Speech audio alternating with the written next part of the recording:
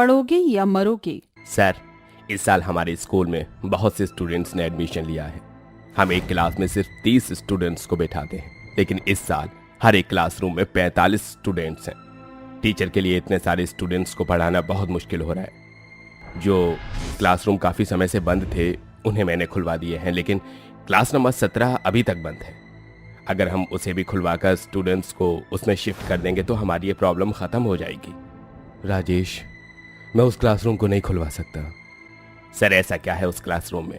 जब भी मैं रूम नंबर 17 को खुलवाने की बात करता हूँ आप इतना डर क्यों जाते हैं? अगर हमने क्लासरूम नंबर 17 नहीं खुलवाया तो स्टूडेंट्स को पढ़ने में काफ़ी परेशानी होगी। कहीं ऐसा ना हो पेरेंट्स अपने बच्चों का नाम हमारे स्कूल से कटवा कर किसी और स्कूल में उनका एडमिशन करवा लें। राजेश की बात सुनकर शेखावत को ना चाहते हुए भी क्लास नंबर 17 को खुलवाने की परमिशन देनी पड़ती है, जिसके बाद 8th के कुछ स्टूडेंट्स रूम नंबर 17 में शिफ्ट हो जाते हैं। ये क्लास है या फिश मार्केट?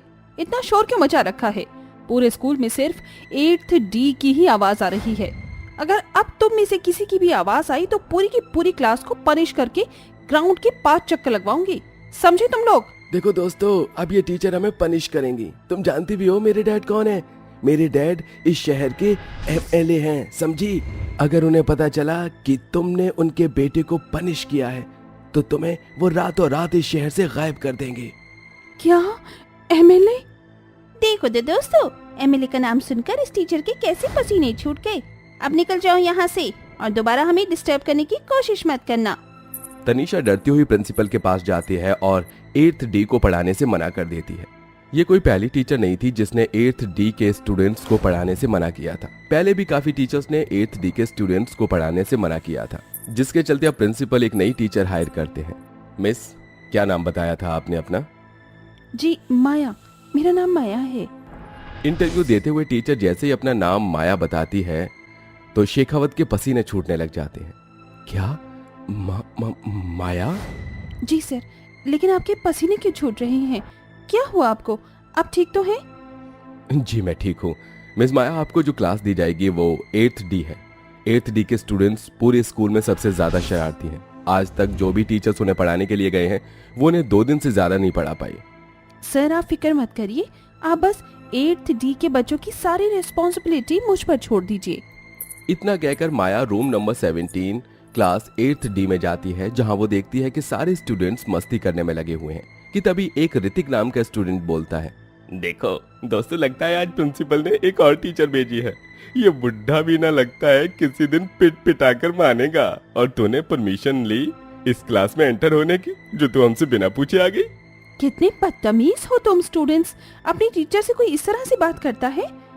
लेकिन फिक्र मत करो, अब मैं आ गई हूँ ना, अब मैं तुम्हें अच्छे से सुधार दूंगी और ये भी बता दूंगी कि बड़ों से बात कैसे की जाती है। देखो तो जरा, लगता है किसी चींटी के पर निकल आए हैं।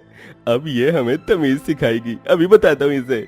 इतना कहकर ऋषि जैसे ही माया के पास जाता है तो माया तुरंत ही ऋषि को हवा में उड़ा देती है, जिसके बाद माया एक भयानक चुड़ैल के रूप में बदल जाती है, जिसे देखकर सारे स्टूडेंट्स डर जाते हैं। बचाओ बचाओ, मुझे नीचे उतार दो, मुझे ऊंचाई से डर लगता है। ये तो चुड़ैल है। हाँ, मैं चुड़ैल हूँ। तो मुझे सबक सिखाने आया था ना, अब क्या हुआ? निकल गई तेरी सारी हवा। कान खोल कर सुन लो तुम सारे, कल से तुम लोग घर से अच्छे से पढ़ कर आओगे और मैं तुम लोगों का डेली टेस्ट लूंगी। और अगर किसी के भी नंबर कम आए तो जो उसका हाल हुआ है, इससे बुरा तुम लोगों का हाल होगा, समझे तुम लोग? और खबरदार, ये बात तुमने किसी को भी बताई, ये बात इस क्लासरूम से बाहर गई तो तुम लोगों की मौत पक्की है। इतना कहकर वो चुड़ैल ऋषि को हवा से नीचे छोड़ देती है, जिससे ऋषि जमीन पर गिर जाता है और भागकर जाकर अपने टेबल पर बैठकर पढ़ने लगता है। छुट्टी होने के बाद सारे बच्चे घर जाते हैं और घर जाते ही पढ़ने लगते हैं, जिससे उनके पेरेंट्स उन्हें देखकर काफी हैरान होते हैं। अगले दिन सारे स्टूडेंट्स का माया टेस्ट लेती है, जिसमें से 2 स्टूडेंट्स फेल हो जाते हैं। मैंने कहा था ना कि टेस्ट में कोई भी फेल नहीं होना चाहिए, और तुम दोनों फेल हो गए। अब तो तुम दोनों गए। टीचर हमें माफ कर दीजिए, हम दोबारा अच्छे से पढ़ कर आएंगे, हमें मत मारिए। मैं कभी भी दूसरा मौका नहीं देती। इतना कहकर माया अनमोल और आलोक के बाकी के स्टूडेंट्स के सामने 2 टुकड़े कर देती है, जिससे उनकी मौत हो जाती है।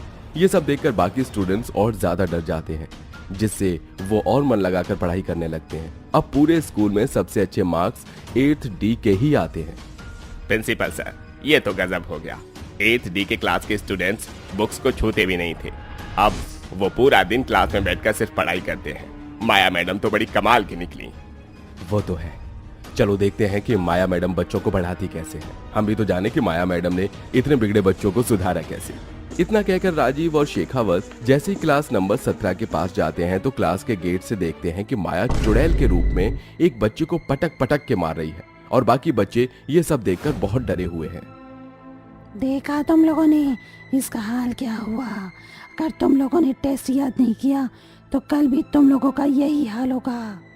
ये सब देखकर शेखावत और राजीव बहुत डर जाते हैं और भागकर एक तांत्रिक बाबा के पास जाते हैं और सारी बात उस तांत्रिक बाबा को बता देते हैं। जिसके बाद तांत्रिक बाबा स्कूल में आते हैं और रात को क्लास नंबर 17 में बैठकर पूजा करने लगते हैं, जिससे वहां माया चुड़ैल आ जाती है। क्यों बुलाया है तुम लोगों ने मुझे यहाँ? कौन हो तुम और क्यों मार रही हो इन बच्चों को? इन बच्चों ने तुम्हारा क्या बिगाड़ा है? क्यों आई हो तुम यहाँ? मेरे इन बच्चों से कोई दुश्मनी नहीं है, लेकिन जो पढ़ेगा नहीं वो मरेगा। लेकिन क्या हुआ तुम्हारे साथ ऐसा जो तुम आज ये सब कर रही हो? तांत्रिक की बात सुनकर माया अपने साथ हुई 20 साल पहले की घटना तांत्रिक को बताती है। ये क्या विजय, तुमने आज भी अपना होमवर्क नहीं किया? 1 हफ्ता हो गया है तुम्हें बोलते बोलते, लेकिन तुम हो कि अपना होमवर्क करते ही नहीं हो। आज तो तुम्हें पनिशमेंट जरूर मिलकर रहेगी, तभी तुम अपना होमवर्क करके लाओगे। इतना कहकर माया उस विजय नाम के स्टूडेंट को स्केल से हाथों पर मारने लगती है। विजय शहर के सबसे बड़े और रईस परिवार का बेटा होता है, जिसके कारण विजय बहुत ज्यादा बिगड़ा हुआ होता है। आज तक विजय को किसी ने डांटा भी नहीं था, लेकिन माया ने उसे स्केल से मारा था। ये सब देखकर विजय को बहुत गुस्सा आता है और वो अपने बैग से चाकू निकालकर माया के पेट में घुसाकर उसे मार देता है। जब यह बात पूरी क्लास में पता लगती है तो विजय के पेरेंट्स शेखावत को काफी मोटी रकम देकर इन सारी चीजों को छुपाने के लिए कहते हैं, और पैसों के चक्कर में शेखावत इस घटना को लोगों से छुपा देता है। और जब से ही माया की आत्मा उस क्लास नंबर 17 के रूम में भटक रही थी। तुम लोगों ने रूम नंबर 17 को खोला तो मेरी आत्मा भी आजाद हो गई। क्या गलती थी? मेरे बच्चों को पढ़ाना क्या कोई जुल्म है जो मुझे ये सजा मिली? जो मेरे साथ हुआ मुझे उसका इंसाफ नहीं मिला। तुम्हारे साथ जो हुआ वो बहुत गलत था, लेकिन इसका मतलब ये नहीं कि तुम दूसरे मासूम बच्चों को मारो। इसलिए तो मैं धरती लोक को छोड़कर जाना होगा। मैं तुमसे वादा करता हूँ, जिन लोगों ने गलती की है उनको उनके किए की सजा जरूर मिलेगी। तांत्रिक की बात सुनकर माया धरती लोक छोड़कर हमेशा हमेशा के लिए चली जाती है। जिसके बाद पुलिस आती है और शेखावत और 20 साल पहले माया का खून करने वाले विजय को ले जाती है, और उन दोनों को अपने किए की सजा मिलती है। वहीं अब बाकी स्टूडेंट्स मन लगाकर पढ़ाई करते हैं।